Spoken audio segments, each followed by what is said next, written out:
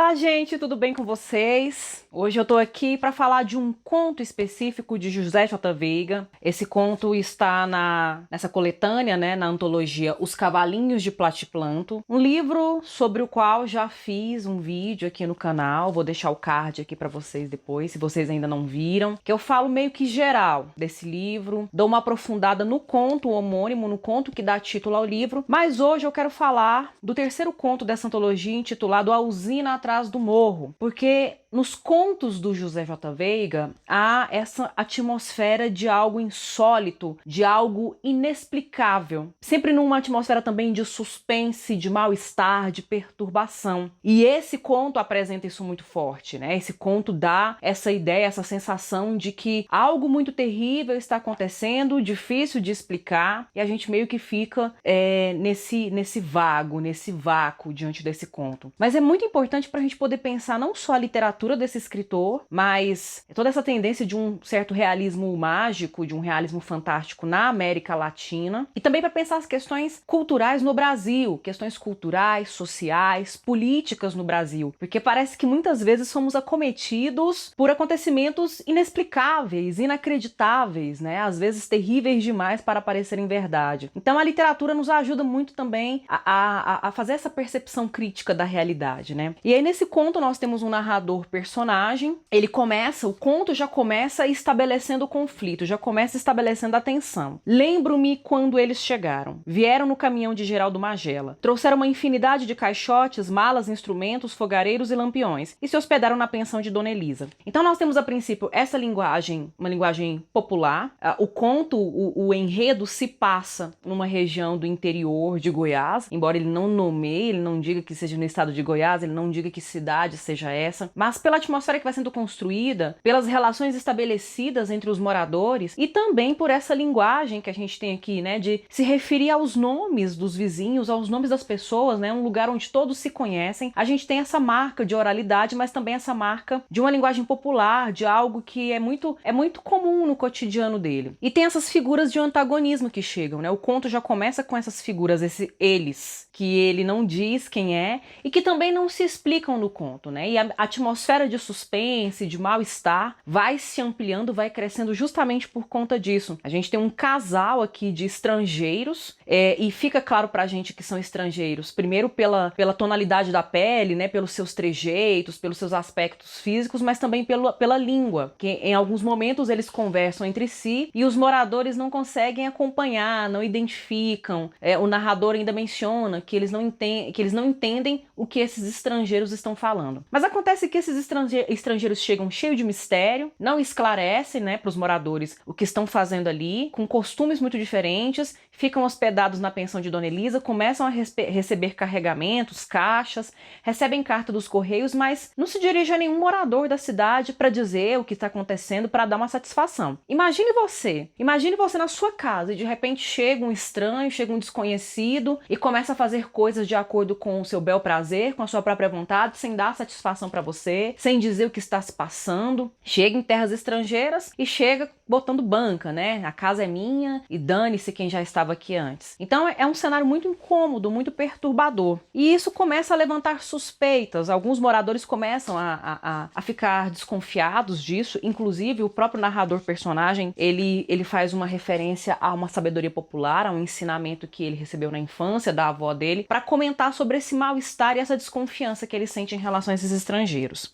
Aprendi com minha avó que gente que ri demais e gente que nunca ri, dos primeiros queira paz, dos segundos desconfie. Assim eu tinha uma boa razão para ficar desconfiado. Então ele fica desconfiado e todos ficam sobressaltados, todos vivem apreensivos naquele lugar, porque não sabem muito bem o que esperar, não sabem o que receber dessas figuras, que se revelam, né, à medida que o conto vai desenvolvendo, se revelam não só hostis, antissociais, mas também agressivos, violentos, né? Há uma cena em que é descrita uma cena de violência em que ele agride o narrador personagem. E à medida que o conto vai desenvolvendo, esses personagens vão se tornando cada vez mais insólitos, né, mais misteriosos e indecifráveis, o suspense vai crescendo. Até que chega um ponto em que existe uma negociação que é feita ali, alguns moradores acabam se debandando para o lado dos estrangeiros, não se sabe se por livre e espontânea vontade ou por imposição, mas o clima vai ficando cada vez mais tenso nessa cidade, os comentários vão ficando cada vez assim mais apreensivos, mais sobressaltados, mais assustadiços, até que de repente, um dia, esse casal faz uma negociação com o seu Estevão, que era o dono de uma chácara que ficava atrás do morro, ficava do outro lado. Ele não queria vender para ninguém, de repente vende para esse casal de estrangeiros e começa a trabalhar com eles. Depois vem a promessa de que empregos serão oferecidos para os moradores daquela cidade. Tudo parece as mil maravilhas, mas o narrador personagem sempre coloca ainda uma certa desconfiança, uma dúvida. Parece que ele nunca ficou em paz, nunca ficou tranquilo. E de fato, a presença desses estrangeiros vem mesmo para perturbar a paz dessa cidade, né? Para desestabilizar esse cenário e essa situação. Até que ele até mesmo comenta isso, né? O nosso narrador personagem comenta isso num determinado momento. Ele fala assim: a impressão que se tinha era de haver pessoas ocupadas unicamente em perturbar o nosso sossego, com que fim não sei. E esse quê de inexplicável é que o mais incômodo, né? E envolve a gente na atmosfera do texto. Até que, num belo dia, do nada, pessoas começam a ser atropeladas, pessoas e animais. Cachorros aparecem mortos, pessoas começam a aparecer mortas, porque esses moradores que aceitaram emprego nessa chácara atrás do morro ganham motocicletas, começam a andar de motocicleta vermelha pela cidade e atropelam as pessoas, passam por cima das pessoas e não se importam, não se preocupam se essas pessoas vão morrer ou não. Gente, é muito esquisito, é muito insólito, é muito incômodo. Muitas vezes eu lembrei do filme Bacurau, de pessoas estrangeiras que chegam numa cidade isolada, acham ali que é um lugar simplesmente sem eira nem beira e começam a matar as pessoas sem o menor pudor, sem receio de represálias, de retaliações, e de fato, né? Chega um momento que eles procuram um delegado e pedem para o delegado tomar providência, e o delegado é impotente, o delegado só consegue repetir. É preciso tomar uma providência, é preciso fazer alguma coisa, né? Então, é tudo muito impotente, não há solução contra essas pessoas. O narrador sempre apontando, né, para esse sentimento de estupefação, mas também de impotência, de não conseguir, de não poder fazer nada. As pessoas não conseguem mais conversar entre si, com medo de espiões, com medo de alguém vigiando-os, dedurando-os para esses estrangeiros. Então é um clima muito, muito esquisito que se estabelece aí dentro dessa cidade.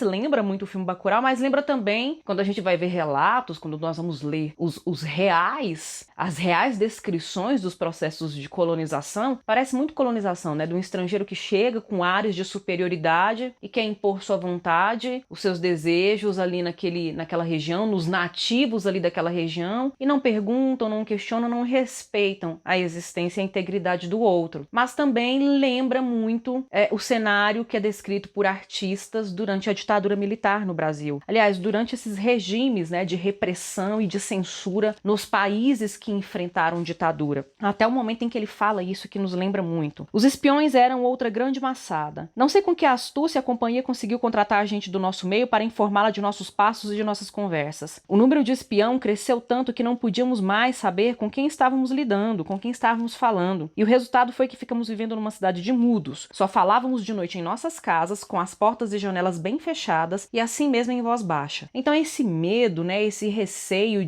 das pessoas, não poder confiar nem nas pessoas da própria família, porque às vezes o vizinho, né, um primo, um parente pode te entregar pro inimigo, pode te entregar pro torturador, pro destruidor. Não valia a pena consertar nada, tudo já estava no fim. Então é uma decadência moral, uma decadência política, social que essa cidade vive por conta dessa invasão, da chegada desses intrusos totalmente mal intencionados. E depois desses atropelamentos, as casas começam a ser incendiadas do nada. No meio da noite, os moradores se levantam apavorados, assustados, porque a casa está pegando fogo. Muitos, às vezes, não conseguem nem ter tempo de sair de dentro de casa. E no final das contas, esses contratantes, essa companhia, né, que é formada por esses estrangeiros que chegam e acabam angariando alguns moradores da cidade, não se interessam pelos mortos, se interessam apenas pelos objetos que foram queimados dentro da casa, se existe algum objeto de valor, né, se existe alguma coisa que possa ser de interesse deles. Mas os mortos tanto faz como tanto fez, né? Mas o que é mais grave aqui dentro dessa situação é que não há uma explicação lógica e racional para o que está acontecendo. Não existe motivação, não existe justificativa. Claro, né, que em situações de humanidade, né, levando em consideração qualquer consciência humana, não há justificativa para fazer isso com as pessoas. Mas a tirania, a agressividade, a crueldade, o sadismo são características de algumas figuras autoritárias que acabam atuando com violência extrema. Aqui nem isso é dado a saber a nós. Nem isso é colocado como justificativa.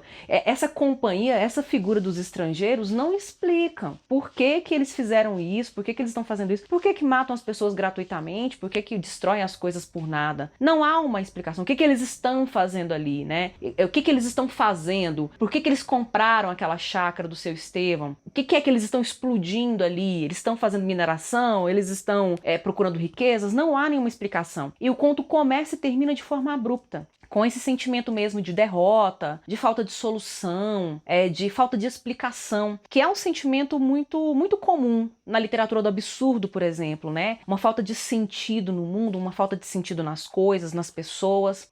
Mas é um conto também que abre muito margem para uma reflexão, né? Da gente pensar sobre certos extremos de violência, certas injustiças que são cometidas assim, a céu aberto, à luz do dia, diante dos nossos olhos. E muitas vezes a gente permite que isso aconteça, não questiona mais. Tamanho é o grau de costume que nós levamos diante de situações. É assim mesmo. Não tem que ser assim mesmo. E eu penso que é justamente para isso que esse conto deveria nos chamar a atenção. Bem, gente, aqui é um pouco dessa reflexão que esse conto possibilitou. Na verdade, eu tô fazendo a leitura e a análise desse conto hoje, atendendo a um pedido também de uma pessoa muito querida e muito especial, uma amiga que leu esse conto recentemente, falou: faça um vídeo sobre esse conto, eu gostaria de ter mais diálogo sobre ele. E a gente sentou uma tarde e conversou até sobre esse conto. E agora tô aqui concretizando o que acabou rolando nas nossas trocas de ideias. Eu espero que vocês gostem da leitura do conto, eu espero que isso instigue vocês a pensarem mais. Se vocês observaram outros elementos que merecem aí talvez pontuar, comenta aí comigo nos comentários. Eu gostaria